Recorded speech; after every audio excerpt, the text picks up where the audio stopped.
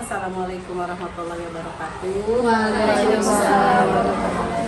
Ibu guru semuanya yang jadi teman-teman saya nih pada pagi hari ini kita akan membahas tentang model pembelajaran atau modul ajar yang akan diterapkan di setiap fase. Ya, itu.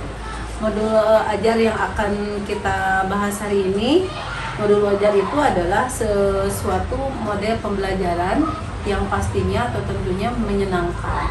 Ada dua hal yang tentang modul ajar itu, ada tentang PBL, ada juga PJBL. Nah, kita ambil dari salah satu itu. Kita ambilnya yang PBL saja supaya pembelajaran itu makin menyenangkan untuk anak. Sekarang kan anak itu menggali sendiri, bukan harus kita suapin. Dia yang mencari metode sendiri atau solusi sendiri untuk mereka. Nah, itu dari modul ajar yang kita akan bahas ini, yang pertama itu yang terdiri dari nanti dalam modul ajar itu ada nama penyusun, terus sekolah, fasenya fase apa, terus alokasi waktunya berapa menit, tahun ajaran, elemennya nanti elemen apa yang mau diambil gitu. Kalau modul ajar sekarang misalkan elemennya mau matematika atau IPAS. Nah, di situ lebih baik kita, atau bukan lebih baik, ibu-ibu barangkali ada metode-metode yang lebih menyenangkan, contohnya seperti pembelajaran dari diferensiasi itu yang sekarang lagi booming kan ya. Nah, pernah dengar kan mungkin? Nah, itu. Coba metode apa yang kita terapkan di situ selain berdiferensiasi itu? Pembelajaran berdiferensiasi itu masuk ke pembelajaran PBL atau pembelajaran based learning itu. Kan beberapa kasus di fase A mungkin ada kasus atau apa yang untuk menerapkan metode pembelajaran yang menyenangkan. Di fase A itu ibu mau pembelajaran seperti apa yang akan diterapkan nanti gitu. Ini kan pembelajarannya cooperative learning bisa itu sangat baik dalam model pembelajaran untuk diterapkan di setiap kelasnya. Setelah itu nanti dalam model pembelajaran itu ada dimensi profil pelajar Pancasila. Nah, itu. Terus yang pertama itu capaian pembelajarannya. Terus tujuan pembelajaran, kemudian KKTP ya, kalau sekarang mah KKTP, ada asesmen awal. Jadi sebelum pembelajaran mulai kita pancing dulu sejauh mana sih kemampuan anak itu dalam pembelajaran bertema misalkan dalam IPAS, contohnya seperti apa coba Bu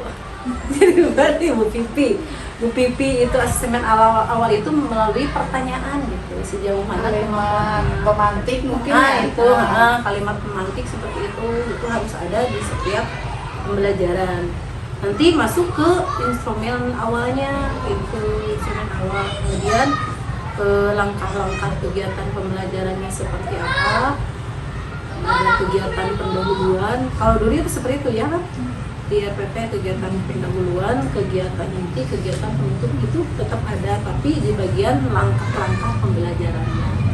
Nah, di sini untuk kasus yang kita akan ini di fase yang lebih tinggi, mungkin kalau seperti bullying itu pasti ada setiap fase, tapi mudah-mudahan kita dapat mengatasinya dengan pola pembelajaran PBL ini atau berdiferensiasi, karena itu lebih menyenangkan karena anak langsung terlibat dalam pembelajaran itu.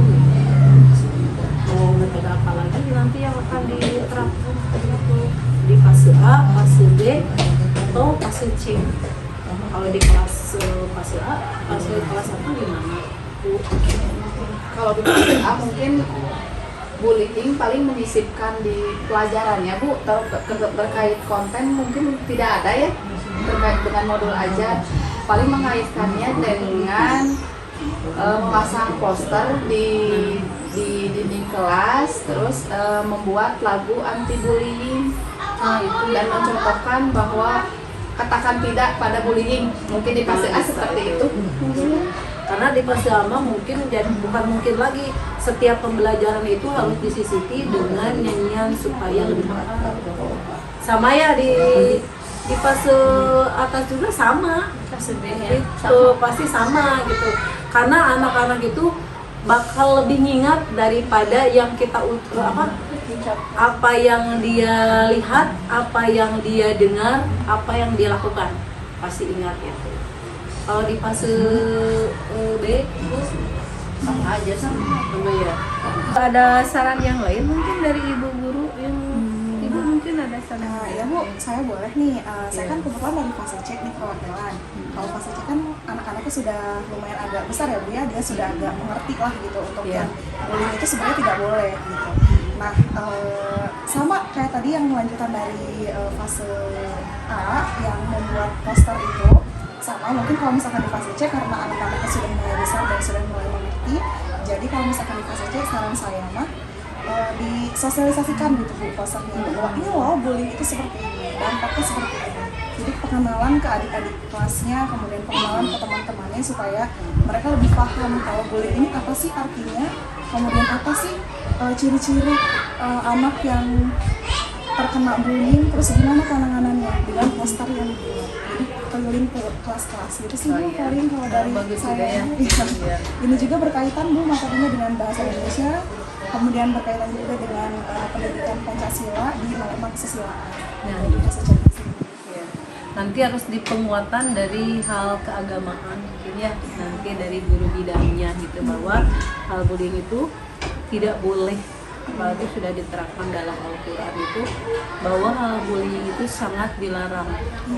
Sebetulnya cerita-cerita ini tuh mungkin dari media sosial yang dampaknya pasti ada, selain di kegiatan di sekolah pasti di rumah pun begitu ya, dari media sosial tersebut atau lingkungan sekitar pun kan ya bisa jadi gitu ya. ya. Nah itu kalau begitu mah nanti kita langsung membuat modul ajar ya untuk kegiatan yang selanjutnya kita akan terapkan di setiap kelas.